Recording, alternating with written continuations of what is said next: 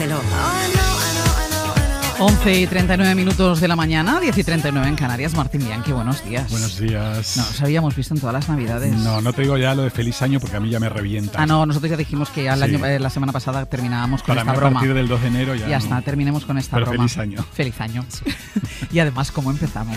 Ay, qué agotador es la actualidad. ¿Cómo empezamos? Sí. Empezamos con una información que les contábamos ya nosotros a primera hora de esta mañana, porque es una exclusiva que publicaba de madrugada eldiario.es. Es una investigación llevada a cabo por este periódico junto con Univisión, pues que denuncia toda una serie, ya no solo que también de agresiones sexuales por parte de Julio Iglesias a sus trabajadoras, a las trabajadoras de sus mansiones, sino también ese régimen de terror en el que parece que se vive en las casas de Julio Iglesias con el servicio, porque es como muy clasista decir esto del servicio, pero entiendo que él lo debe entender así, ¿no? Sí, o le dirá peores cosas, ha hecho peores cosas según cuentan en su relato. Yo lo que sí recuerdo es la última imagen que hay de Julio Iglesias, no sé si recordarás, es del año 2020, que la emitió Sálvame en Telecinco, que era él bajando a la playa en República Dominicana, acompañado de un harem de mujeres, de empleadas en bikini. En bikini, en microbikinis todas, con unos tipazos, hay que reconocer que tienen unos tipazos. Todas lo acompañaban a él a la playa porque tenía problemas de movilidad.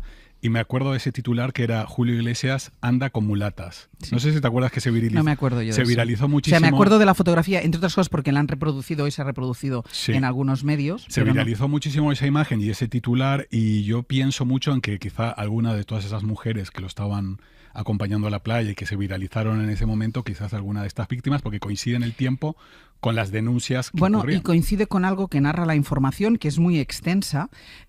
Por eso digo que no solo son las agresiones sexuales, sino que es el clima en el que se veía esa casa, porque hay una parte de la información que cuentan que una de las chicas que estaba trabajando en el servicio de la casa un día es requerida porque tiene que acompañarle a la playa. Efectivamente. Y ella se puso un pantalón corto y una camiseta, y esa especie de gobernanta que parece que es quien controla a las chicas del servicio le dijo, no, quítate la camiseta y quítate los pantalones, ponte el bikini y bajas a la playa en bikini. Sí, yo en cuanto leí la información del diario.es, de esta investigación de 3 años, 10 periodistas involucrados junto a Univisión, que es el medio en español más importante de Estados Unidos. Con mucho prestigio. Claro, con muchísimo prestigio. No estamos hablando de 3 años de investigación, no solo de los testimonios, sino que hay documentación, hay WhatsApps, hay visados, hay muchísimas entrevistas a otro tipo de empleados y gente de su entorno, del entorno de las denunciantes. Quiero decir que la investigación para llegar a publicarse es porque tienen muy atado los testimonios.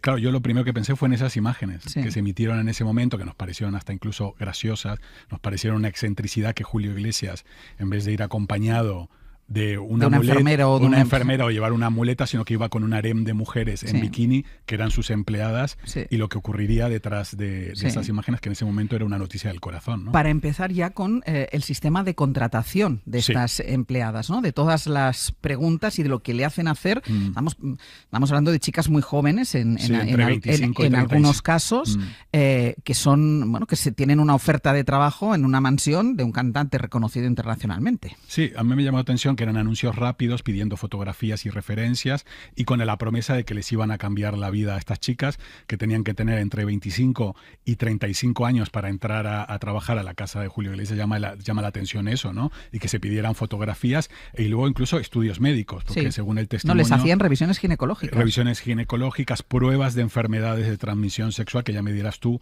para qué necesitas todo ese tipo de información, que incluso en muchísimos países es ilegal pedir todo recabar todo este tipo de información sobre los empleados. Según cuentan, entre 10 horas diarias de trabajo y hasta 16 consecutivas, es decir, con libranzas pasados los 3 meses de haber comenzado. Estamos hablando de un régimen, yo creo que de semiesclavitud, según, podían revisarle los teléfonos. Muchas de ellas cuentan que incluso ocultaban los mensajes y sus conversaciones privadas porque sabían que si no... Es que él le requería el teléfono. Exacto. Probablemente muchas de estos empleados también tendrían contratos de confidencialidad y probablemente no hayan podido presentar también denuncias en algunos de estos países porque esos contratos de confidencialidad impiden que cuentes lo que ocurre dentro de las casas. De hecho, los testimonios que hay, ahora vamos a poder escuchar un fragmento de ellos, los testimonios son con algunas de las denunciantes que ocultan su rostro y ocultan su nombre, es decir, no sabemos exactamente cómo se llama ni quién es, entiendo que también por miedo a las represalias. Y luego lo que cuenta también es lo que yo decía, una absoluta jerarquía incluso entre las trabajadoras, ¿no? Como que había unas empleadas de un nivel superior que eran las que obligaban a someter a que se sometieran a las del nivel inferior. Exacto, había dos categorías que eran, por un lado, las empleadas que trabajaban, podría decirse, en lo que es el servicio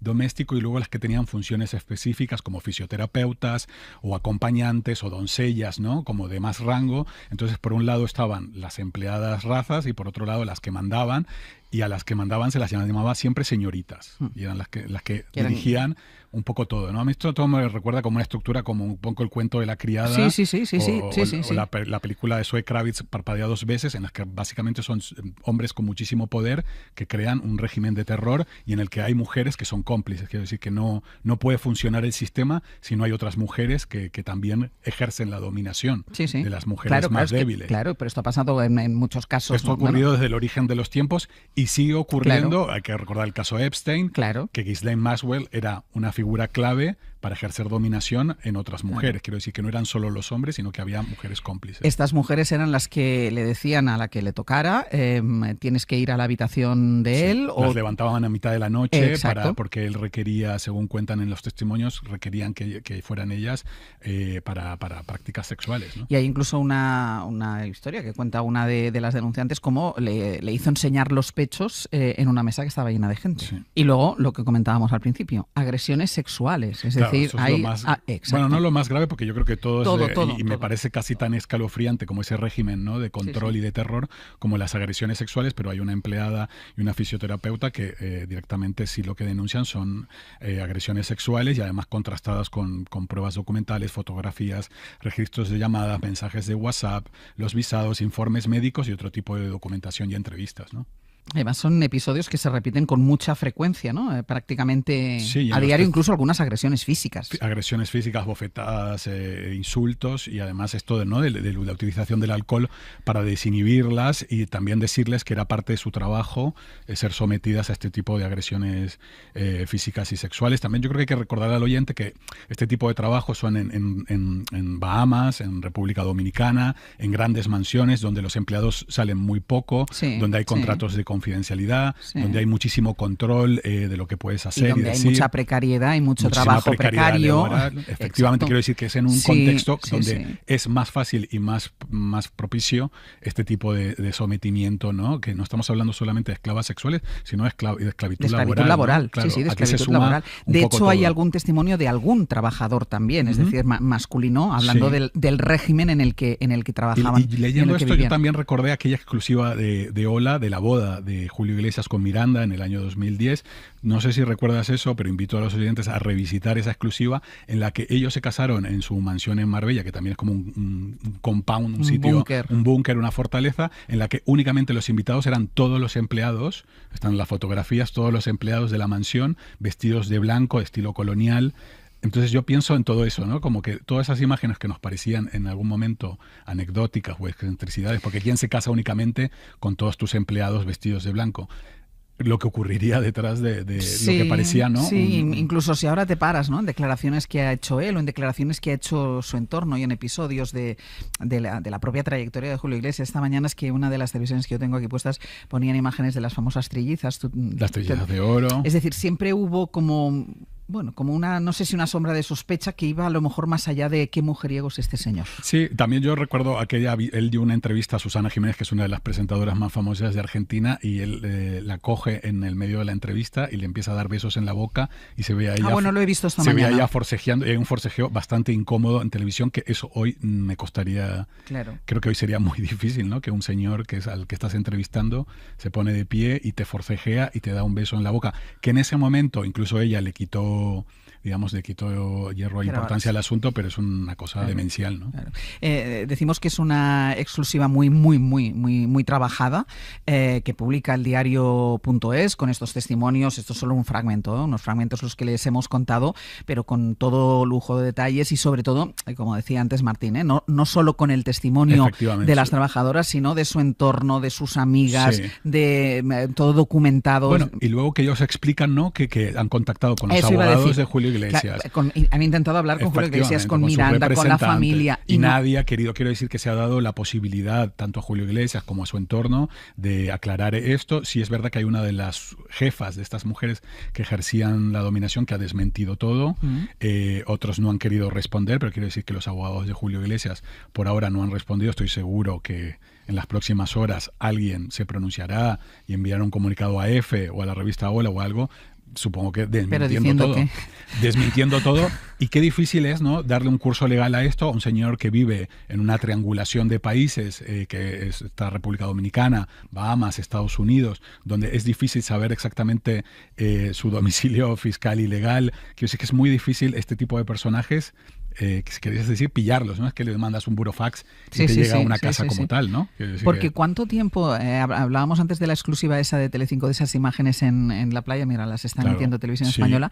Desde el año 2020 no hay imágenes. O sea, no se le ve a él. No, desde antes de la pandemia. Bueno, de hecho, yo creo que hemos especulado, o se ha especulado en alguna ocasión de si estaba muerto o estaba... No, está vivo. Ya lo sé, pero que en algún momento incluso se ha tenido como pidiendo casi una fe de vida. Cada tanto hay rumores y él mismo en sus redes sociales ha desmentido que estuviera muerto. Eso sí, han salido versiones. Siempre se está hablando de la publicación de sus memorias, de un documental o de una biopic en Netflix, pero al final no ocurre nada. Y Julio, las últimas imágenes, insisto, son esas de él que se emitieron en Sálvame, justo antes de la pandemia, en el verano de 2020, en la que él baja a la playa con estas empleadas en República Dominicana, y yo la verdad que me quedo con eso, ¿no? Lo que nos parecía en ese momento algo anecdótico, gracioso o una excentricidad, hoy para mí es solamente como la punta de un iceberg, de que según los testimonios lo que ocurría detrás era un régimen de esclavitud. Y hay que recordar que este señor ha sido nombrado en más de una ocasión, y se ha hablado de él como el embajador de España allende los mares, es decir, un personaje muy, muy próximo, bueno, pues también al mundo político de este país, sobre todo a un color determinado del mundo político de este país. Pues vamos a ver también cuál es la reacción, ¿no? Bueno, a mí lo que más pena me da es que yo creo que no va a haber una clarificación legal de todo este asunto. Creo yo, no lo sé si van a presentar unas demandas. Ellas de momento no han presentado efectivamente, denuncia. Y además, ¿dónde las vas a presentar? Claro. Porque si ocurrió en República Dominicana y él está viviendo en Bahamas, ¿cómo haces para que ese procedimiento progrese? O si ocurrió en Bahamas y él se muda a Miami, creo que es una persona con una gran capacidad económica para estar moviéndose todo el tiempo y para que sea muy difícil que un proceso legal avance, ¿no? Pues la prueba está que la persona que dice ser su hijo le ha costado muchísimo que quiero decir que se progrese legalmente el caso, porque es muy difícil llegar a Julio Iglesias. Esa persona que es idéntica a Julio Iglesias. Que es muy parecida físicamente. Eso sí. Como nos quedan 2 minutos solo, voy a hacer una cosa. ¿Qué quieres que contemos? Bueno, yo creo que ya que estamos hablando de Julio Iglesias, creo que hay que hablar de Ana Obregón. Hay que recordar que Ana Obregón vivió con Julio Iglesias en Estados Unidos, en pleno éxito de él. ¿Te acuerdas cuando él lanzó Bel Air, su disco? Ana Obregón, claro, cuando estaba probando suerte. O sea, Epstein, Julio Iglesias. Bueno, todo. Ana Obregón tiene una capacidad para Tiene un ojo. Tiene un ojo fascinante para los hombres. Pues Ana Obregón empezó el año compartiendo un vídeo en sus redes sociales en las que revive, gracias a la inteligencia artificial. Bueno, esto lo vi. Claro, ha revivido a Alex, a su hijo, y lo ha unido con su hija nieta.